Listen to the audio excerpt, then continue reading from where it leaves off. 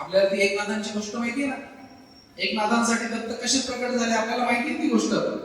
देवगिरी किल्ल्याच्या जवळ एक शूलीभंजन नावाचा पर्वत आहे संभाजीनगरच्या बाजूला, आणि त्या ठिकाणची गोष्ट थोडक्यात सांगतो.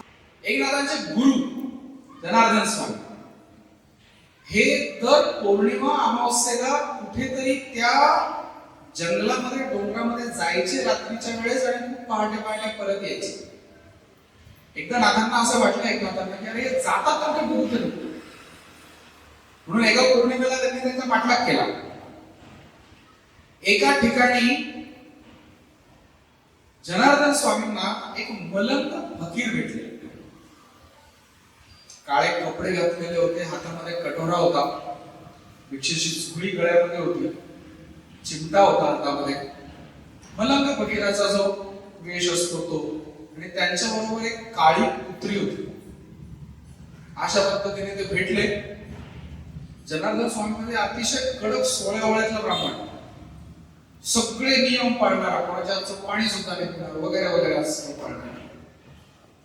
त्या ठिकाणी हे मलंग फकीर त्यांना भेटल्यानंतर त्या मलंग फकीरांनी स्वतःच्या झोळीतून कडक झालेली शीळ भाकरी काढली, त्या कटोऱ्यामध्ये कुस्करली, त्या कुत्रीचं दूध काढलं आणि ती दूध भाकरी हे जनार्दन स्वामी मलंग फकीर दोघांनी मिळून खाल्ली. नाथांना थोडस विचित्र वाटलं एकनाथांना, अरे हे काय चाललंय, आपण असं तर कधी करताना आपल्या गुरूंना पाहिलं नाही, सद्गुरूंना पाहिलं नाही, काय आहे नक्की. तर तिथे यांचं हे सगळं खाऊन झाल्यानंतर ती झोळी कटोरा चिमटा सगळंच तिथे सोडून एका डोंगराच्या कपारीमध्ये हे दोघ जण काहीतरी चर्चा करण्यासाठी म्हणून गेले. एकनाथांनी काय केलं, त्या कटोऱ्यामध्ये उरलेला थोडासा भ्रष्ट भाकरीचा तुकडा खाल्ला. त्यांना त्याच वेळेस कळालं होतं की हे मलंग फकीर नाहीये, हे निश्चित ही कुठली तरी दिव्य शक्ती, हे नाथांना कळालेलं होतं. तो एक भाकरीचा तुकडा खाल्ल्या खाल्ल्या त्या क्षणी त्या ठिकाणी नाथांची समाधी लागली. एकनाथांची मध्ये किती वेळ गेला माहिती नाही, पण काही वेळाने ह्या मलंग फकीरांनी ह्या सहस्रार चक्रावर नाथांच्या चिमट्याने आघात करून त्यांची समाधी उत्थान केली. आणि त्याला जायला की समाधी हा तुला मार्ग नाही, वैष्णव धर्माची भागवत धर्माची पताका तुला घेऊन जायचं. आणि तो मलंग फकीर म्हणजे प्रभू दत्तात्रेय होते, भगवान दत्तात्रेय होते. त्यावेळेस ह्या एकनाथांच्या भावनेसाठी, भक्ताच्या भावासाठी म्हणून भगवंत प्रगट होते. म्हणून भगवंत प्रगट होण्याचा क्रायटेरिया काय, भक्ताच्या ठिकाणी भाव पाहिजे. तो भाव असेल तर तो प्रगट होतो, नाही तर होत नाही. परशुरामालाही तेव्हाच अनुग्रह दिलेला आहे जेव्हा त्याचा भाव उत्कट झालेला आहे. तोही संवाद आपण वाचला पाहिजे परशुरामाचा. उद्विग्नतेने आले होते परशुराम दत्तात्रयांकडे. 21 वेळेस कुटुंबी क्षत्रिय केली, पण शांतता म्हणून ते मिळाली नाही. आम्हाला उपदेश करा. त्यांना शांत केलेलं आहे दत्तात्रयांनी, तो भाव प्रगट केलेला आहे आणि मग त्यांना उपदेश केला. दत्तात्रयांचा उपदेश समजला पाहिजे.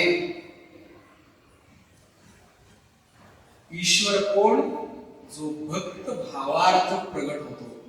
मला जर ईश्वराचं दर्शन घ्यायचं असेल तर माझ्यामध्ये मुळातला भाव असायला, भक्ती असायला हवी. आणि काल आपण ज्या पद्धतीने चर्चा केली, ती भक्ती आणि तो भाव जर उभा करायचा असेल तर प्रभू दत्तात्रयांच्या मूर्तीचं शास्त्र शुद्ध दर्शन घ्यायला शिका. मूर्ती समजून घ्या म्हणजे भक्ती समृद्ध होईल. मूर्ती समजून घ्या म्हणजे समर्पण कळेल, आणि समर्पण झालं की भाव निर्माण होतो. समर्पणातच भाव तयार होतो. ईश्वर कोण याचं उत्तर देऊन झाल्यानंतर पुढे दत्तात्रय उत्तर देत आहेत. पुढचा प्रश्न, चौथा प्रश्न, जीव कोणाला म्हणायचा. तिसरा झाला ईश्वर, पहिला ब्रह्म, दुसरा शबल ब्रह्म, तिसरा ईश्वर आणि चौथा आता जीव कोण. याचं उत्तर दत्तात्रयांनी खूप छान आणि थोडक्यात दिलं. दत्तात्रेय म्हणतात की वेगवेगळे शरीर आपल्याला दिसतात, त्यामुळे हे जे ब्रह्मतत्व आहे, हा जो परब्रह्म परमात्मा परमेश्वर आहे, हा आपल्याला वेगवेगळा जाणवतो. याला जीव म्हणायचा. तो फक्त जाणवतो वेगवेगळा, तो नाहीये, वेगळा नाहीये. हे दत्तात्रयांनी स्पष्ट केलं. जीव ही स्थूल संज्ञा आहे, जी आपल्या डोळ्यांना दिसते. जीव ही स्थूल संज्ञा असं म्हणजे ब्रह्मतत्व ज्यावेळेस देह धारण करतो तेव्हा त्याला जीव म्हणायचं. हे स्पष्ट उत्तर या ठिकाणी दत्तात्रयांनी दिलं. आता पुढचा 5वा प्रश्न. माता म्हणतीये की आता तू या प्रश्नाचं उत्तर दिलं, आता पुढच्या प्रश्नाचं उत्तर दे. प्रकृती म्हणजे काय? जीव समजला, आता प्रकृती म्हणजे काय? याचंही उत्तर दत्तात्रयांनी सोप्याच शब्दात दिलेलं आहे की मूळ ब्रह्मदेवापासून जी इच्छाशक्ती तयार झाली ना, की आता मला सृष्टी निर्माण करायची, त्या इच्छाशक्तीला प्रकृती म्हणतात. इच्छाशक्ती, ती इच्छाशक्ती, आणि त्या प्रकृतीनेच ब्रह्मांड उत्पन्न केलं. म्हणून इच्छाशक्ती म्हणजे प्रकृती. आपल्याला जी इच्छा होते ना मनामध्ये, तिला प्रकृती म्हणायचं. पुढचा प्रश्न, 6वा प्रश्न. अनसूया माता विचारते, परमात्मा कोणाला म्हणायचं?